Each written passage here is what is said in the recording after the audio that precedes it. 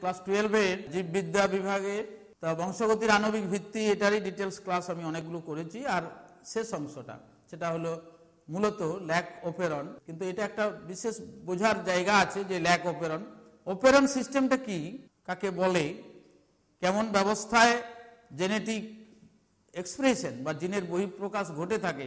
Prokaryotic কোষে যে operon সিস্টেমে কাজ করে জিন, পলিসিস্টনিক মনোসিস্টনিক যে এমআরএনএ তৈরি করে যে ব্যবস্থাটা জিন ট্রান্সক্রিপশনের মাধ্যমে এটা ঘটিয়ে থাকে, এমআরএনএ তৈরি করে ট্রান্সক্রিপশনে, সেই যে ব্যবস্থাটা এর আগের পর্বটায় আমরা আলোচনা করেছি। আজকে সরাসরি অপেরন সিস্টেমের এই ল্যাক অপেরন এইটাতে আসবো।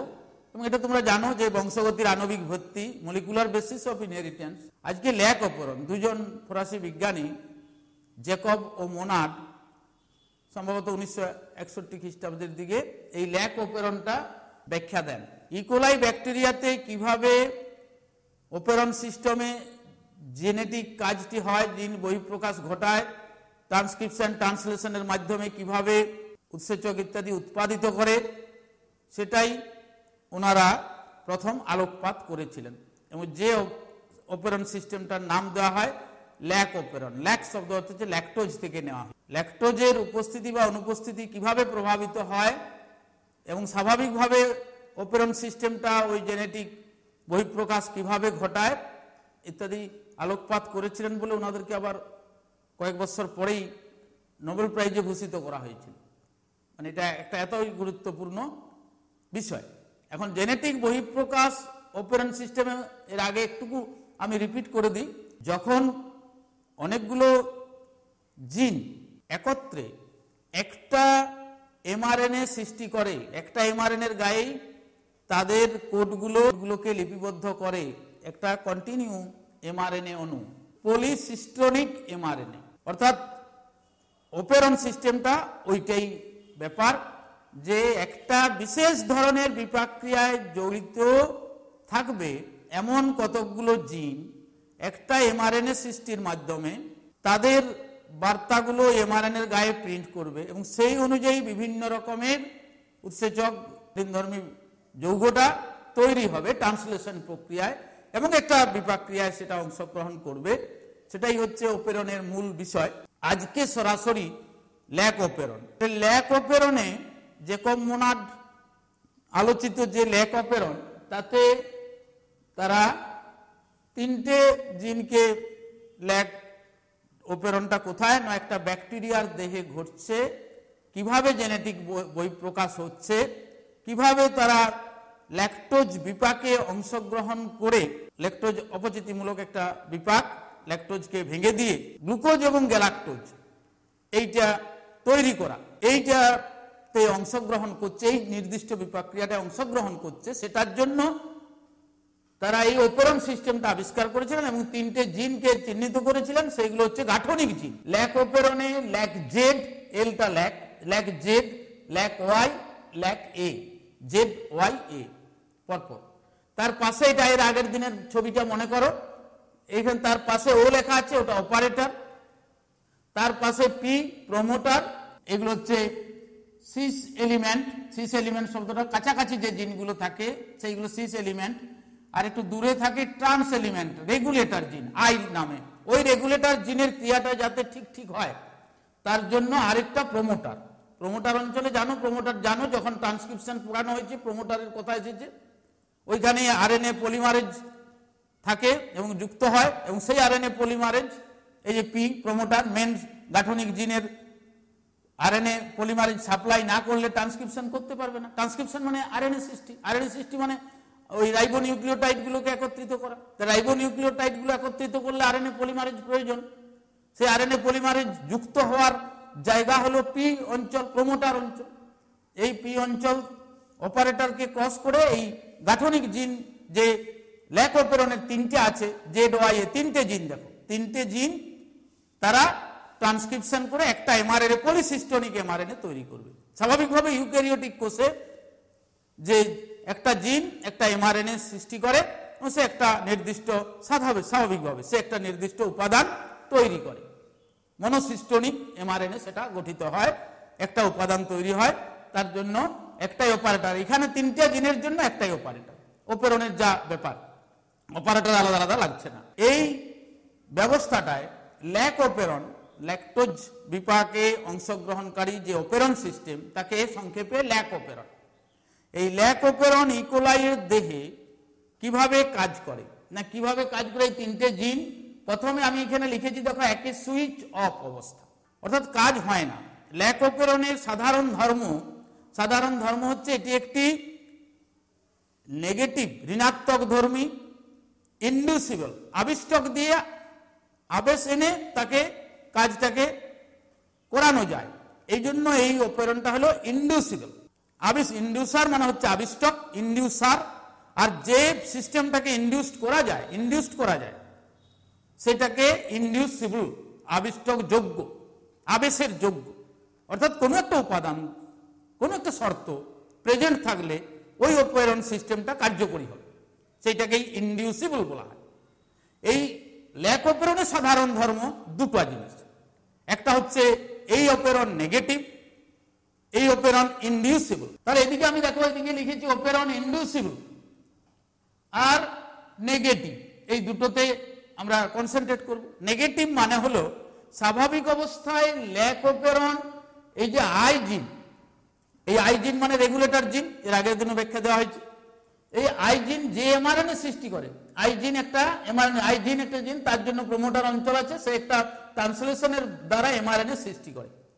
ওই এমআরএনএ ট্রান্সক্রিপশনের দ্বারা, এবং এই ট্রান্সক্রিপশনে যে এমআরএনএ সৃষ্টি করে, সে ট্রান্সলেশন প্রক্রিয়ার সাহায্যে একটা রিপ্রেসেবল প্রোটিন তৈরি করে। এই রিপ্রেসেবল প্রোটিন সেটাই ডিফিউজিবল, ব্যাপনযোগ্য, ক্ষুদ্রাকায় প্রোটিন অণু, এবং সে সরাসরি অপারেটরকে গিয়ে অপারেটরটাকে ব্লক করে দেয়। এবং এই রিপ্রেসেবল প্রোটিন যখন অপারেটরে গিয়ে বসে, তখন এই অপারেটর সাইটটা ব্লক হয়ে যায়, বন্ধ হয়ে যায়। আমরা প্রমোটার থেকে আরএনএ পলিমারেজ, দেখো এইদিকে তীর দিয়েছি, গুণিত করে দিয়েছি, আরএনএ পলিমারেজ, তখন এই রিপ্রেসেবল প্রোটিন যদি অপারেটর সাইডে বসে, তাহলে এই আরএনএ পলিমারেজ পি সাইট ও সাইটকে ক্রস করে এইদিকে এই যে গাঠনিক জিন যেখানে আছে LZYA, এইদিকে যেতে পারে না। তার মানে তখন ট্রান্সক্রিপশন বন্ধ, ট্রান্সক্রিপশন করবে না তখন, তার মানে অপেরণ সিস্টেমটা তখন কার্যকরী হচ্ছে না। এটাই স্বাভাবিক অবস্থায় ইকোলাইয়ের ওই অপেরণটি হচ্ছে সুইচ অফ অবস্থায় থাকবে এবং নেগেটিভ, এটাকেই বলে নেগেটিভ, ঋণাত্মক ধর্মী। এই যে দুটো শব্দে আমরা কনসেন্ট্রেট করতে বলেছি, ইন্ডিউসিবল আর নেগেটিভ। তাহলে ইন্ডিউসিবল নেগেটিভের মানে হলো ওইটা, এবং এই অবস্থাটাকে বলা হয় সুইচ অফ অবস্থা। অফ মানে বন্ধ, সুইচ অফ, এটাও ব্যাখ্যা করতে দেওয়া হয়। পুরা ল্যাক অপেরণটা তোমাদের দিল না। সুইচ অফ অবস্থা বলতে কি বোঝায়? স্বাভাবিক অবস্থায় ল্যাক অপেরণ, তার যে আই জিন, রেগুলেটর জিন, নিয়ন্ত্রক জিন, যে ব্যাপনযোগ্য প্রোটিন তৈরি করে, সে গিয়ে অপারেটর সাইটে যখন বসবে, সে অপারেটরটাকে ওই সাইটটা বন্ধ করে দেবে। একটা ঘরে প্রবেশ করতে পারে দরজা খোলা থাকলে, আগের দিনও বলছিলাম, দরজা খোলা থাকলে ঘরটায় প্রবেশ করা যায়, দরজাটা বন্ধ থাকলে বাইরের থেকে ঘরে ঢোকা যায় না। যেখানে আমরা বাস করছি ঘরটার ভিতরে প্রবেশ করব। তাহলে এখানে পলিমারেজ উৎসেচক এই অপারেটর সাইটকে ক্রস করতে পারে না, যা গাঠনিক জিন পর্যন্ত পৌঁছাতে পারে না। তার মানে ট্রান্সলেশন প্রক্রিয়াটা বন্ধ করে দেয়। এই অবস্থাটাকে বলে সুইচ অফ। এবারে দ্বিতীয় কন্ডিশনটা সুইচ অন। দেখো, যদি যে মাধ্যমে কাজ হচ্ছে, সেই মাধ্যমে যদি ল্যাকটোজ থাকে, তার জন্য ল্যাক অপেরণ, ল্যাকটোজ যদি থাকে, সেই ল্যাকটোজ অণুগুলো ইন্ডিউসারের কাজ করে। তখন এই সময় রিপ্রেসেবল প্রোটিন সক্রিয়, অ্যাক্টিভ, তার জন্য অপারেটরকে বন্ধ করেছে। আর রিপ্রেসেবল যদি নিষ্ক্রিয় হয়, ইনঅ্যাক্টিভ হয়, তাহলে অপারেটর সাইটকে খুলে দেবে, বন্ধ করে রাখতে পারবে না। সেই নিষ্ক্রিয়করণের কাজটা করে এটা আবিষ্টক, ইন্ডিউসার। এটা ল্যাকটোজ অণুর একটা ছবি দেওয়া হয়েছে ত্রিভুজাকৃতি, আর এটা গোলটা হলো এমআরএনএ সৃষ্ট ওই রিপ্রেসেবল প্রোটিন অণু, যে এখানে বন্ধ করে রাখছিল। যেই মাধ্যমে ল্যাকটোজ অণুর সঙ্গে এর যোগ হয়ে গেল, তখন এই রিপ্রেসেবল প্রোটিনের বলে রাখি যে দুটো সাইট আছে, অ্যালোস্টেরিক ধর্মী উৎসেচক দুটো সাইট থাকে, একটা অ্যাক্টিভ সাইট, ক্যাটাবোলাইট সাইট। এই অ্যাক্টিভ সাইটটা সক্রিয় সাইট, যেটা এই খাঁজটা এমনই সাইট সেটা যেটা অপেরণের সঙ্গে যুক্ত হয়। আরেকটা সাইট আছে, এটা এলোস্টেরিক সাইট বা ইফেক্টর সাইট বলে। এলোস্টেরিক সাইট বা ইফেক্টর সাইট মানে ওই উৎসেচকটার দুটো জায়গা আছে, সাইট আছে, অবস্থান আছে, খাঁজ আছে বসবার জন্য, যে লক অ্যান্ড কি থিওরি উৎসেচকের ধর্মে পড়েছো না? তাহলে সেই দুটো সাইট আছে। তাহলে সেই দুটো সাইট একটা ল্যাকটোজ অণুকে নিল ইফেক্টর সাইডে, আর অ্যাক্টিভেটর সাইটে তখন যে বসলে ও খুলে যাবে, কারণ একে নিষ্ক্রিয় করে দিয়েছে। কাকে? এই যে রিপ্রেসিবল প্রোটিন আছে একে নিষ্ক্রিয় করে দিয়েছে। ও নিষ্ক্রিয় করা মানে অপারেটর সাইট আর বন্ধ থাকবে না, খুলে যাবে, এটাকে সুইচ অন বলে।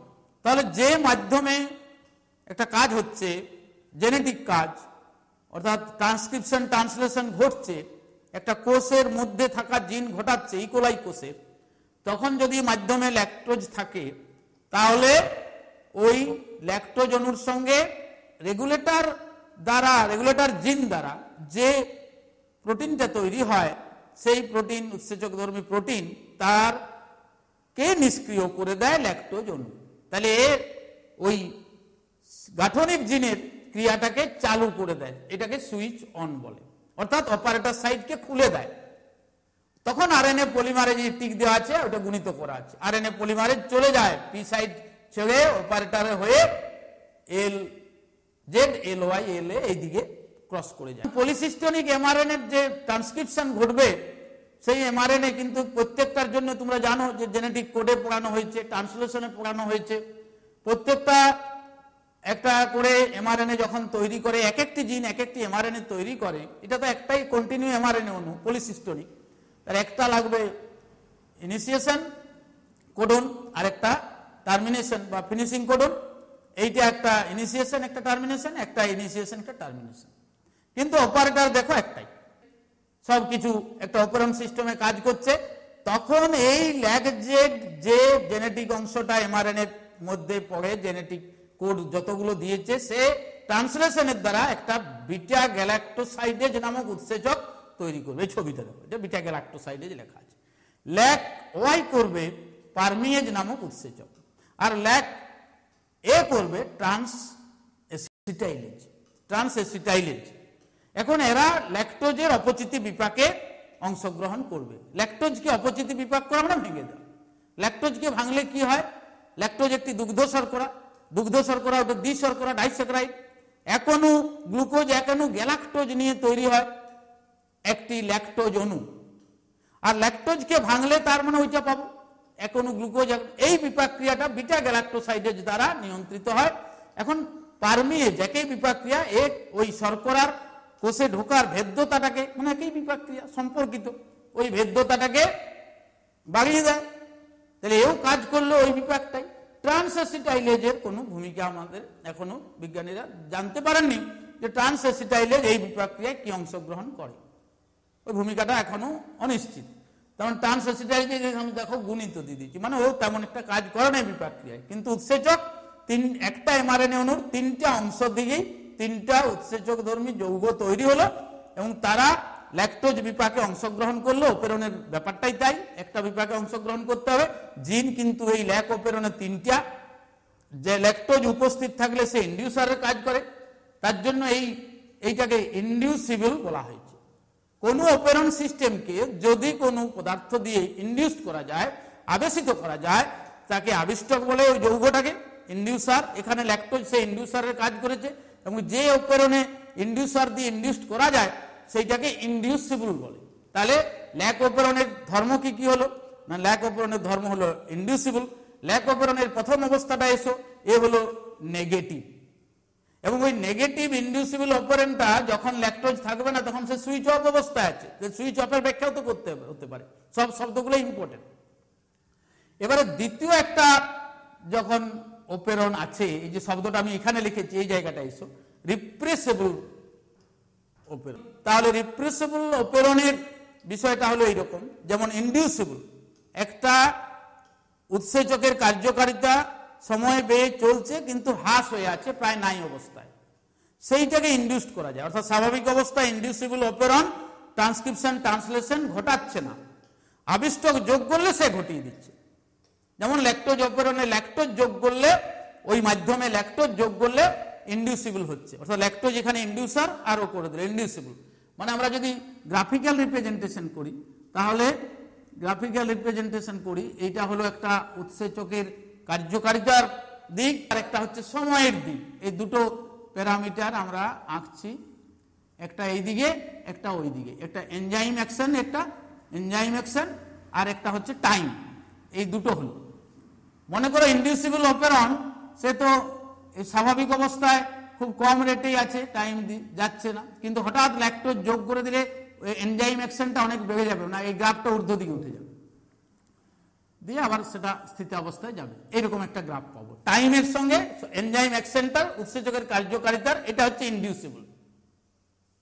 আবার দেখো, যদি আমরা ওইটাকেই রিপ্রেসেবল করতে চাই, রিপ্রেসেবল উদাহরণ আগে বলি, TRP operon, E coli bacteria TRP, যদি ওই মাধ্যমে ট্রিপ্টোফ্যান নামক যৌগ থাকে, টিআরপি তখন কো রিপ্রেসারের কাজ করে।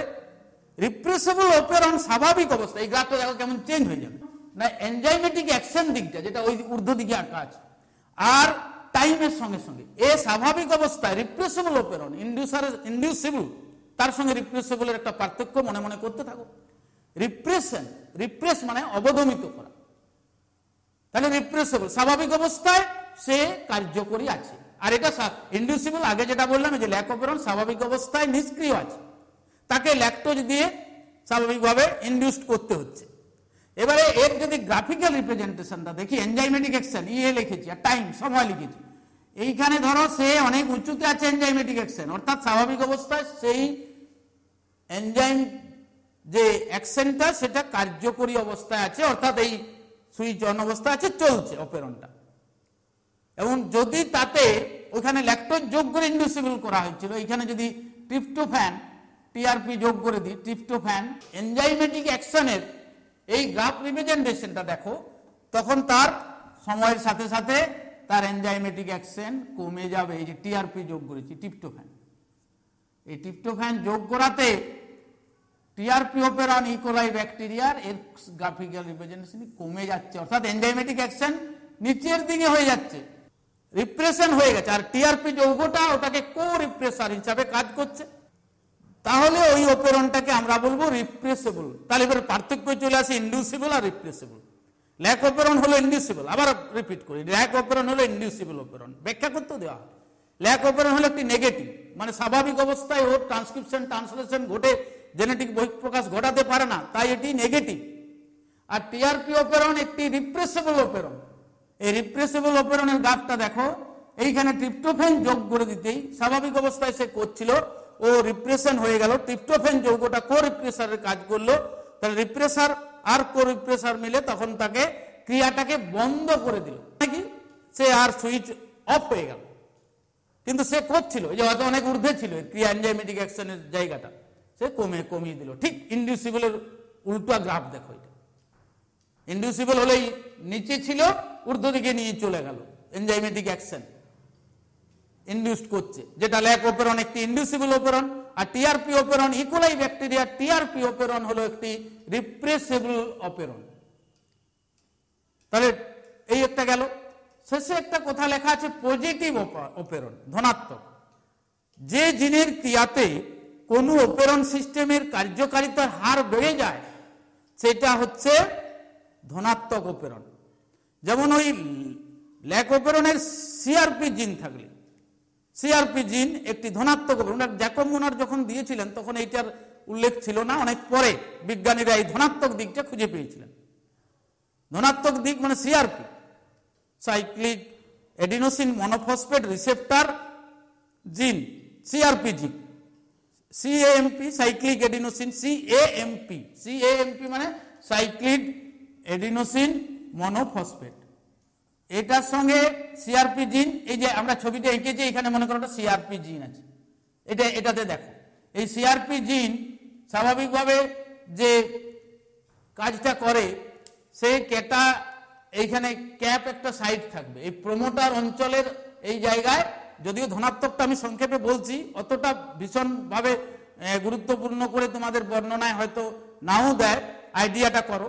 এইখানে একটা ক্যাপ সাইট থাকে প্রমোটারের কাছেই, এই আপস্ট্রিম অঞ্চলে বাঁ দিকে একটা CAP CAP catabolite activator protein site, CAP site. এই সিআরপি আর এই ক্যাপ এই দুটোই মিলে বাইন্ডিং হয়। সিআরপির জিনের যে সিএমপি রিসেপ্টরটা তৈরি করে, সাইক্লিক এডিনোসিন মনোফসফেট রিসেপ্টর, সেইটা সিএমপির সঙ্গে সিএমপি ক্যাপ করে এই ক্যাপ সাইটে যুক্ত হয়। ক্যাপ সাইট, এই ক্যাপ সাইটটা এখানে ছবিতে নেই, এই জায়গাটায় ক্যাপ সাইটের অবস্থান, এই জায়গাটায় ক্যাপ সাইটের অবস্থান, সিএপি ক্যাপ সাইট। তাহলে ক্যাপ সাইট, এই ক্যাপ সাইটে এসে সিআরপি জিন যে সিএমপি রিসেপ্টর যৌগটা তৈরি করলো, সে সিএপি ক্যাটাবোলাইট অ্যাক্টিভেটর প্রোটিনের সঙ্গে যুক্ত হয়ে প্রমোটারের আপস্ট্রিম অঞ্চলে, মানে সামনে সেইখানে সিস এলিমেন্ট হিসাবে যুক্ত হয়ে সেই সাইটে যুক্ত হলেই এই যে ল্যাক জেড ল্যাক ওয়াই ল্যাকের যে কার্যকারিতা আছে, এই কার্যকারিতাটাকে সে অনেকটা বৃদ্ধি করে। তাহলে এখানে সিআরপি জিন যদি থাকে, সিআরপি জিন, সেই সিআরপি জিন আর তার থেকে ট্রান্সলেশন হয়ে এমআরএনএ, সেই এমআরএনএ যে প্রোটিন তৈরি করে, সেই প্রোটিন সে সিএমপি যৌগর সাথে যুক্ত হয়ে সিএপি প্লাস এই প্রোটিন যুক্ত করে সি ক্যাটাবোলাইট অ্যাক্টিভেটর প্রোটিন, এবং সে ক্যাপ সাইডে যুক্ত হয়। তখন সেই যে অপেরন সিস্টেমের যে কার্যকারিতা, তার রেট অনেক বেড়ে যায়। এই সিআরপি জিনের ক্রিয়াতে এই অপেরনটার কার্যকারিতা বৃদ্ধি পাওয়াটাকে ধনাত্মক অপেরন বলা হয়। ওটা প্রথমত জেকব মোনাড যারা ল্যাক অপেরনটার ব্যাখ্যা দিয়েছিলেন, সেই ব্যাখ্যা দেওয়ার অনেক পরে অন্যান্য বিজ্ঞানীরা এই ধনাত্মক অপেরন আবার যোগ করেন। ধনাত্মক অপেরনের যে উদাহরণ দেওয়া হয়, সিআরপি জিন নিয়ন্ত্রিত ল্যাক অপেরনের যে ব্যবস্থা, সেটা একটা ধনাত্মক অপেরনের ব্যবস্থা। তাহলে ল্যাক অপেরনকে ঋণাত্মক রূপেই চিহ্নিত করা হয় স্বাভাবিক নিয়মে, কারণ ওই যে আই জিন আছে রেগুলেটর, ও করতে দেয় না ট্রান্সক্রিপশন ট্রান্সলেশন। ইন্ডিউসার যোগ করলে, ইন্ডিউসারকে ল্যাকটোজ, এটা এখন এই যে ল্যাকটোজ অণুগুলো, এগুলো ল্যাকটোজ মলিকুল, এই ল্যাকটোজ মলিকুল, এই ল্যাকটোজ মলিকুলগুলো যোগ করলে ও এখন ইন্ডিউসড হয়। ইন্ডিউসেবল রিপ্রেসেবলের মধ্যে যে কি পার্থক্য রয়েছে সেটা আমাদের জানতে হচ্ছে। আর ল্যাক অপেরন ধনাত্মক, সুইচ অফ, সুইচ অন, আর ঋণাত্মক, এইসব ব্যাখ্যাগুলো উদাহরণ দিয়ে দিয়ে দিয়ে বার করতে হবে। ইন্ডিউসেবল রিপ্রেসেবলের মধ্যে পার্থক্য, এখন ইন্ডিউসেবল সেইগুলোই যেগুলো যে গাঠনিক বস্তুটা তৈরি, গাঠনিক জিন যে বস্তুটা তৈরি করে উৎসেচক বস্তু, সেটা ইন্ডিউসেবল হলে স্বাভাবিকভাবে অপচিতিমূলক বিক্রিয়া, আর যদি রিপ্রেসেবল হয় তাহলে সে উপচিতিমূলক বিপাক্রিয়া অংশগ্রহণ করে। রিপ্রেসেবল অপেরন স্বাভাবিক অবস্থায়, এটা আবার রিপিট করে দিচ্ছি, স্বাভাবিক অবস্থায় সেটি ক্রিয়া মানে চালু থাকে, আর ইন্ডিউসেবল স্বাভাবিক অবস্থায় ক্রিয়াটা বন্ধ থাকে। ক্রিয়া বন্ধ আর ক্রিয়া চালুর মানে কি? কোন জেনেটিক ক্রিয়া বন্ধ হয়ে যাওয়া আর জেনেটিক ক্রিয়া চালু হয়ে যাওয়া মানে হচ্ছে ট্রান্সক্রিপশন ট্রান্সলেশন বন্ধ, অর্থাৎ এমআরএনএ সৃষ্টি করতে পারবে না, এমআরএনএ থেকে ট্রান্সলেশন প্রক্রিয়া যে জৈব বস্তু উৎপাদিত হবে সেটা সৃষ্টি করতে পারবে না। এই গেল টোটাল অপেরন সিস্টেমের কাজ, ল্যাক অপেরন, এবং তার যে বৈশিষ্ট্যগুলো আছে, ধনাত্মক, ঋণাত্মক, ইন্ডিউসেবল, রিপ্রেসেবল, অবদমনযোগ্য, রিপ্রেসেবল, ওই যে টিআরপি, ট্রিপ্টোফ্যান, এই যে এখনো ছবিটা আছে গ্রাফিক্যাল রিপ্রেজেন্টেশন। এখানে ল্যাকটোজ দিয়ে দিলে এটার ওই উল্টোটা হয়, ওই যে আগে যেটা এঁকেছিলাম, ল্যাকটোজ যোগ করলে ওটা পাওয়া যাবে। তাহলে এই হচ্ছে সব ব্যাখ্যা ল্যাক অপেরনের। পরের দিন আমরা এই মলিকুলার বেসিস অফ ইনহেরিটেন্সের এই যে জায়গাটা আছে, ওই জায়গাটা আছে ওই আর দু, তাহলে গোটা চ্যাপ্টারটা আমি ডিটেলস ক্লাস করেছি, সাইটে সার্চ করলে পাবে, ওই ইউটিউবের যে সাইটটায় সার্চ করলে পাচ্ছ তোমরা। আমাদের ওই DNA fingerprinting, human genome project, ওগুলো আপাতত রেটিং দিলেও তোমাদের কোনো অসুবিধার সৃষ্টি করবে না। ওগুলো প্রজেক্টের বর্ণনা, ফিঙ্গার প্রিন্টিংয়ের বর্ণনা, ওই সাউদার্ন ব্রোডিং, নর্দার্ন ব্রোডিং, এইসব যে ব্রোডিং ফ্রোডিং, এই সংজ্ঞাগুলো আছে ডিএনএ ফিঙ্গার প্রিন্টিংয়ে, ইলেকট্রোফোরেসিস জেল প্রক্রিয়া কি, এইসব বিষয় কিছু আছে। আর হিউম্যান জিনোম প্রজেক্টের কি সাফল্য, প্রজেক্টটা কি, কেমনভাবে চালানো হয়েছে, এইসব করে ওই আছে। তাহলে টোটাল যে বিষয়টা আমাদের এই মানে মলিকুলার বেসিস অফ ইনহেরিটেন্সের আর জটিলতা কোথাও নেই, সব প্রক্রিয়াগুলি আমি পড়িয়ে দিলাম। এর পরের দিনে এই ইউনিটের যেটা আমাদের আছে, ওই যে বলেছিলাম প্রথম এর আগের এপিসোডটা, যে একটি ছাত্রী আমাকে চেয়েছিল, সেই কারণে আমরা পড়াবো মিউটেশন। এই ইউনিটেরই অংশ মিউটেশন পড়াবো। এরপরের পড়ানো তোমাদের ডিমান্ড অনুযায়ী হবে, আর মিউটেশনটা পরের ক্লাসে করব। সবাই ভালো থাকবে।